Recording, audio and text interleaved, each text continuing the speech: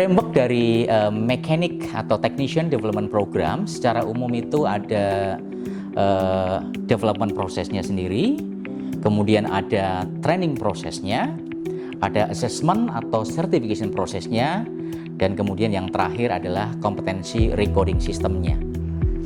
Skills dari development program itu diidentifikasi mana yang sudah achieve atau yang sudah di-assess, dan mana yang belum achieve atau dalam hal ini masih menjadi gaps. Nah, skill-skill yang masih menjadi gaps tadi dikumpulkan dan diramu menjadi sebuah modul training untuk mengisi kompetensi dari sisi knowledge-nya atau dari sisi pemahamannya. Proses eksekusi trainingnya sendiri menjadi proses yang terpisah dan biasanya ada di bagian atau di unit training center.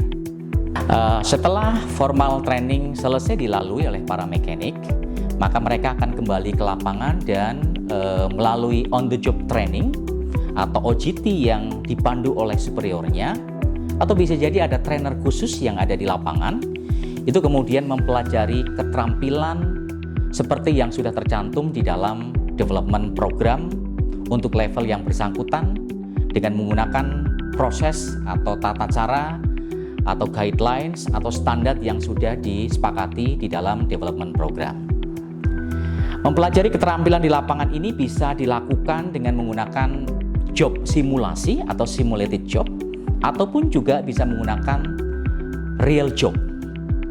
Di beberapa perusahaan yang dikarenakan tidak tersedianya peralatan simulasi, maka itu bisa dilakukan dengan real job.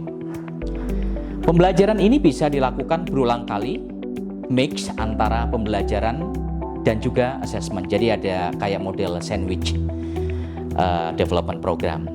Nah, assessment ini juga mungkin bisa dilakukan beberapa kali sampai si mekanik itu benar-benar dinyatakan kompeten.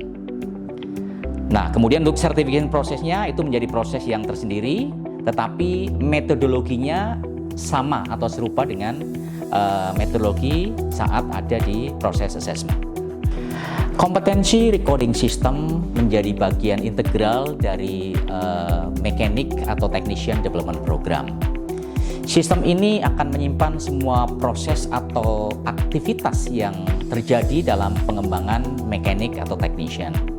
Termasuk di dalamnya adalah training record, kemudian ada assessment proses, kemudian ada skill achievement-nya, dan lain-lain. Sehingga kemudian manajemen utamanya service management itu bisa kemudian mengetahui kemampuan pasukannya dalam melakukan aktivitas maintenance and repair dari unit alat berat yang mereka tangani. Kompetensi coverage level, certified mechanic level, dan lain-lain itu menjadi ukuran yang nantinya bisa diambil datanya dari sistem ini.